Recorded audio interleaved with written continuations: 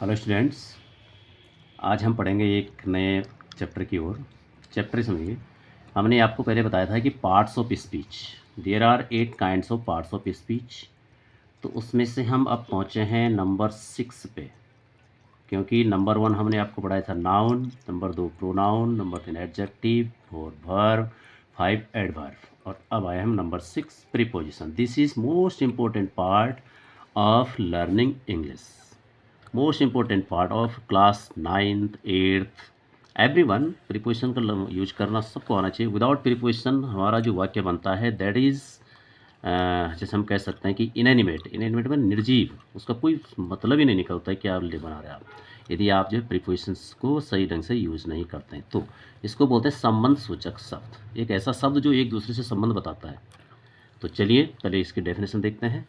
Preposition, preposition is a word which used before any noun or pronoun to show its relation with other noun or pronoun. What means it? कि preposition संबंध सूचक शब्द, preposition is a word, संबंध सूचक शब्द वह शब्द होता है विच यूज्ड, जिसको प्रयोग किया जाता है बिफोर एनी नाउन और प्रोनाउन, जिसका प्रयोग जो है किसी भी संज्ञा या सर्वनाम से पहले किया जाता है। टू शो, ये दिखाने के लिए, इट्स रिलेशन, उसका संबंध, विद अदर नाउन और प्रोनाउन, मतलब दूसरे संज्ञा सर्वनाम से उसका क्या संबंध है, वो आपका प्रीपोजिशन शब्द दिखाता है। यानी प्रीपोजिशन वह शब्द होता है जो किसी संज्ञा सर्वनाम से पहले प्रयुक्त किया जाता है, ये दिखाने के लिए कि इसका दूसरे संज्ञा या सर्वनाम से क्या संबंध है। अब ये क्लेरिफाई होगा आपका उदाहरण से। तो एज फॉर एग्जाम्पल, सबसे पहले देखिए, मैं आपको बताऊँ, I am in my room this time. इस वाक्य का अर्थ होता है कि मैं इस समय अपने कमरे में हूँ। तो भैया मैं आपको बता दूँ, इन इज़ प्रीपोजिशन। यदि यहाँ पर से आप इन को हटा दें तो आप देखो वाक्य का अर्थ अनर्थ हो रहा है कि नहीं, बताइए। देखो, I am in my room this time, इस समय अपने कमरे में हूँ। देखो, आई मनी मैं, एम मनी हूँ, माई रूम मेरा कमरा, दिस टाइम यानी मैं हूँ मेरा कमरा इस समय। अब बताइए, और इन लगने से पूरा अर्थात्मक वाक्य बन रहा है। I am in my room this time, मैं इस समय अपने कमरे में हूँ। भले आप उस तरह से भी बोलेंगे कि मैं इस समय मेरा कमरा हूँ या हूँ मेरा कमरा, तो इनसे कितना फ़र्क पड़ रहा है। तो यही प्रीपोजिशन है। तो बहुत सारे हैं। देखिए दूसरा वाक्य देखिए, माई brothers leaves eight Dharampur in Dehradun.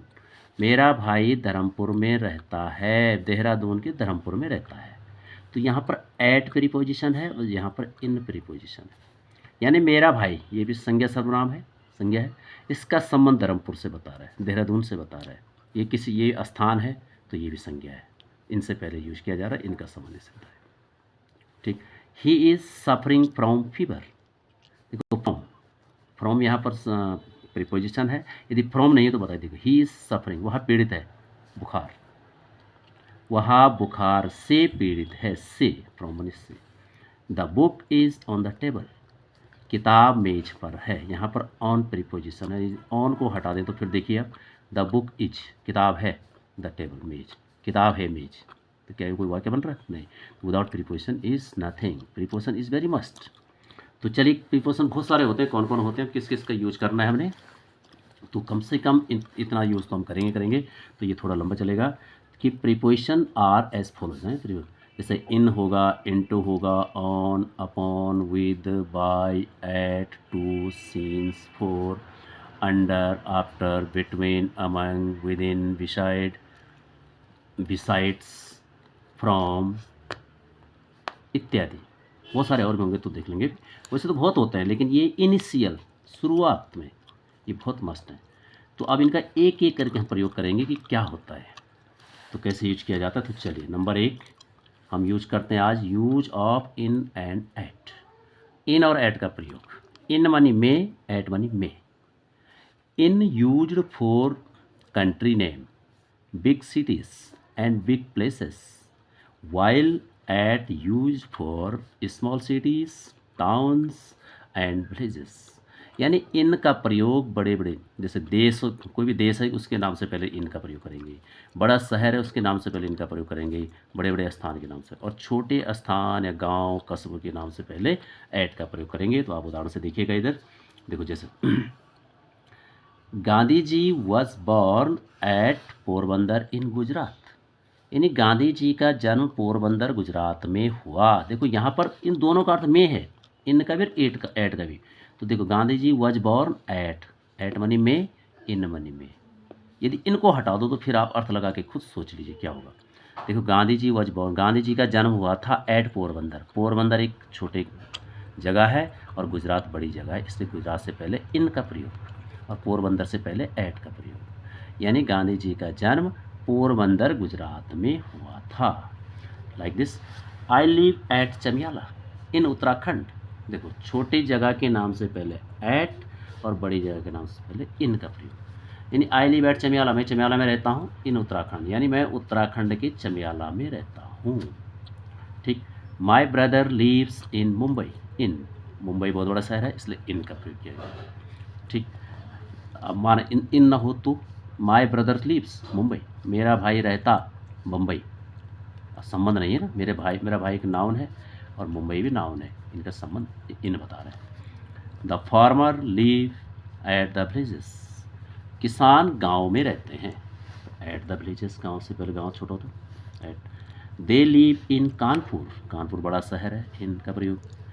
He was born at Ghansali in Tehri Garhwal, he was born at Ghansali, उसका जन्म घनसाली के टिहरी गढ़वाल में या टिहरी गढ़वाल के घनसाली में हुआ था।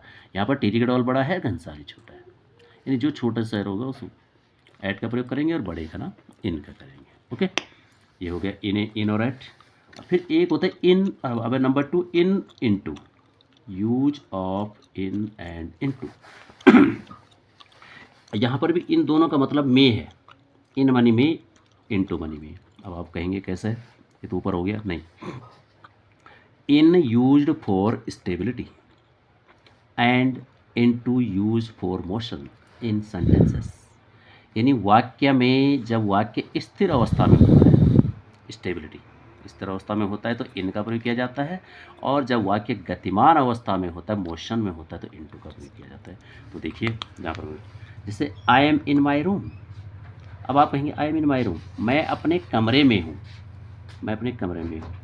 इन तो आई एम, मैं हूँ, माई रूम, मैं हूँ मेरा कमरा। इन जो है संबंध बता रहा है, मेरा संबंध मेरे कमरे से बता रहा है, तो इन मनी में। तो यहाँ पर स्थिर है, मैं कमरे में हूँ, क्या कर रहा हूँ क्या नहीं कर रहा हूँ कोई पता नहीं है, स्थिर है, वाक्य स्थिरता दिखा रहा है। She went into her room, वह अपने कमरे में गई, इनटू गई, यहाँ पर काम हो रहा है, उसका संबंध कमरे से है, इसलिए यहाँ पर इनटू का प्रयोग होगा। यदि सीधा ऐसा होगी वह अपने कमरे में, सी इज़ इन हर रूम, लेकिन वह अपने कमरे में गई, वाक्य गतिमान है। Okay, next. हाँ, नंबर 3 इसी में for example students are in their classrooms, देखो विद्यार्थी अपने कक्ष में है, स्टूडेंट के साथ अपने की अंग्रेजी दियर, मैंने आपको बताया था, क्लासरूम ये नाउन है, ये नाउन है। इन अपने कक्ष में, अब वो पढ़ रहे हैं, हल्ला कर रहे हैं, वो कुछ नहीं बताएगा तो ये स्थिर है काम, तो यहाँ पे इन का प्रयोग। The dog jumped into the well, into यहाँ पर काम हो रहा है, जंप मारने का काम हो रहा है, कूदने का हो रहा है, तो यानी मोशन है, गति हो रही है, इसलिए इनटू का प्रयोग होगा। इनटू द वेल, यानी कुत्ते ने वेल में होता है कुआं, कुएं में छलांग लगाई। सी जंप्ड इनटू द रिवर, उसने नदी में छलांग लगाई, यहाँ पे भी काम हो रहा है, वाक्य गतिमान है, इनटू द रिवर, उसने नदी में छलांग लगाई। Put the money into the purse, पैसों को पर्स में रख दूँ, रखने का काम हो रहा है, जहाँ पर भी काम हो रहा है वहाँ पे इनटू गतिमान। सी इज़ इन हर हाउस, वह अपने घर में है, बोलेगा वेयर आर यू, या आप भी कह सकते हैं I am in my room, I am in my house, या सी इज़ इन हर हाउस, वह अपने घर में है। ठीक है, तो स्टेबिलिटी के लिए इन, स्टेबिलिटी यानी स्थिरता के लिए इन का प्रयोग, और मोशन के लिए इनटू का प्रयोग किया जाता है, और दोनों का अर्थ होता है में। Okay, number 3 use of in and after. In क्या होता है, आफ्टर क्या होता है। इन मैंने बाद में, मतलब ये समय को दिखाता है। देखो after shows time in past tense and in shows time in future tense, यानी आफ्टर जो है भूतकाल के लिए प्रयोग किया जाता है और इन जो है भविष्यत काल के लिए प्रयोग किया जाता है। ये आफ्टर जो है पास्ट टेंस में समय दिखाता है और इन फ्यूचर टेंस में समय दिखाता है। तो कैसे, देखिए, your son came after a month from America. देखो, योर सन केम, तुम्हारा बेटा आया, आफ्टर अ मंथ, एक महीने बाद, फ्रॉम अमेरिका से। तो आफ्टर अ मंथ यानी आया या आया था, ठीक है ना। केम है सेकंड फॉर्म लगी है, इसका मतलब ये भूतकाल में। भूतकाल में क्या देखा, your son came after a month from America, तुम्हारा बेटा अमेरिका से 1 साल पहले आया था, 1 महीने पहले आया था, यानी भूतकाल में समय दिखा रहा है। अब my mother will come in a month, sorry my brother will come in a month, मेरा भाई 1 महीने में आएगा। में देखो ये फ्यूचर में, फ्यूचर का टाइम बता रहा है, भविष्य में 1 महीने में आएगा। अच्छा, he went after a week, वह 1 सप्ताह बाद गया, गया मतलब हो गया काम, भूतकाल का समय बता रहा है कि 1 सप्ताह बाद गया। सी विल गो इन 2 वीक्स, वह 2 सप्ताह में जाएगी, है ना। She completed her work after 3 days, she completed her, उसने अपना काम पूरा किया, आफ्टर मानी बाद, 3 दिन बाद, यानी भूतकाल का समय बता रहा है। I shall complete it in a month, मैं इसको 1 महीने में पूरा कर दूंगा, है ना। कंप्लीट में पूरा करना, शैल में मैं से, तो इफ यानी इसलिए कहते हैं कि आफ्टर फॉर पास्ट और इन फॉर फ्यूचर, क्या दिखा रहे हैं दोनों, टाइम। ओके, चलो next number 4, use of with and by. With और by, it is very very important, इसको जानना बहुत जरूरी होता है। ये हमारा एक्टिव पैसिव में भी यूज होता है, किस प्रकार। तो देखो, with shows instrument which is use to do any work, while by shows agent और डूअर। यानी विद का प्रयोग, विद क्या दिखाता है, instrument, which is use to do, मतलब किसी काम को करने में जिस यंत्र का प्रयोग किया जाता है उसको विद दिखाता है, उसको दिखाने के लिए विद का प्रयोग। जबकि while by shows agent, by किसको दिखाता है, काम करने वाले को, एजेंट करता यानी डूअर, काम कि काम किसने किया। तो उदाहरण से समझते हैं। He was killed by a robber with gun. देखो, he was killed by a robber, वह मारा गया था, by a robber, by by माने द्वारा, एक डाकू के द्वारा मारा गया, विथ से गन। तो आप देखें, बाय काम किसने किया, डाकू ने किया, डाकू से पहले, यानी एजेंट डाकू, उससे पहले बाय का प्रयोग। किससे किया, इंस्ट्रूमेंट क्या है, गन है, गन से मारा, इससे गन से पहले विद, ठीक है ना। वह जो है डाकुओं के द्वारा बंदूक से मारा गया, वह डाकुओं के द्वारा पिस्तौल से मारा गया, डाकुओं के द्वारा लट्ठी से मारा गया, किसी भी चीज़ से, विद यहाँ पर like this. Number 2, the letter was written by him with ball pen. The letter was written by him, देखो उनके द्वारा पत्र लिखा गया, द लेटर वॉज रिटन, पत्र लिखा गया, बाय हिम, तो करता हिम है, तो इनसे पहले बाय का प्रयोग किया गया। किसने किया, किसने लिखा, उन्होंने। किससे लिखा, बॉल पेन से लिखा, ठीक है। ये इंस्ट्रूमेंट है बॉल पेन। जैसे Ram killed a snake with stick, Ram ने एक सांप मारा विद स्टिक, विद माने से, यहाँ पर एक ये किससे मारा, छड़ी से मारा, तो ये इंस्ट्रूमेंट दिखाने के लिए विद का प्रयोग। It was completed by Ram, ये राम के द्वारा पूरा कर लिया गया, इट वॉज कंप्लीटेड, ये पूरा कर लिया गया, बाय राम, करने वाले से पहले by. A tree was cut by him with axe, a tree was cut, पेड़ काटा गया, बाय हिम, उनके द्वारा, बाय हर, बाय राम, कुछ भी हो सकता है भाई, करने वाले से पहले बाय का प्रयोग। विथ किससे काटा, एक्स से, तो एक्स को, एक्स क्या है यहाँ पर, इंस्ट्रूमेंट, हथियार है, तो उसको दिखाने के लिए विथ का प्रयोग। तो I am writing with red pen, देखो मैं लिख रहा हूँ विथ रेड पेन, किससे लिख रहा हूँ, रेड पेन, मेरा इंस्ट्रूमेंट कौन है, रेड पेन है या ब्लू पेन है, जो भी है, तो उसको दिखाने के लिए रेड का प्रयोग। ओके, थैंक्स फॉर वाचिंग, और इसको ध्यान से देखिएगा, एक बार नहीं 2 बार, और इसके बाद समझ में आएगा।